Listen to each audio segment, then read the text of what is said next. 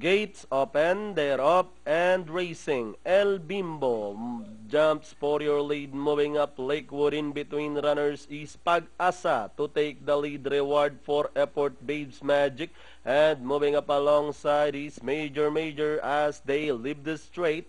Pag-asa takes up the running over El Bimbo in second, racing in third Lakewood. Reward for effort is racing in fourth, down in fifth Major, and Babes Magic now bringing up the rear as they move towards the back with Pag-asa leading the field by about a length and a half. Lakewood moving up by El Bimbo. Reward for effort getting closer in fourth. Then comes Major and Babes Magic is still in behind them past the last 900 and working to the half-mile mark. We have Pag-asa, El Bimbo moving up by Lakewood is in third. Reward for effort, Major. Babes Magic is still in behind them as they reach the last 600.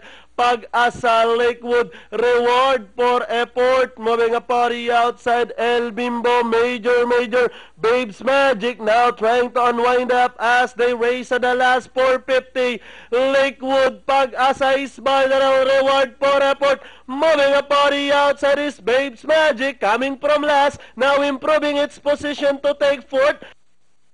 Touch they come. Pag-asa, Lakewood moving a party outside Babes Magic. Lakewood, Pag-asa is by the Babes Magic and leading the finish line. Lakewood, Pag-asa is by the and finally Lakewood, Pag-asa, Babes Magic, reward for effort, Major and El Bimbo. Napakagandang karera nun hanggang sa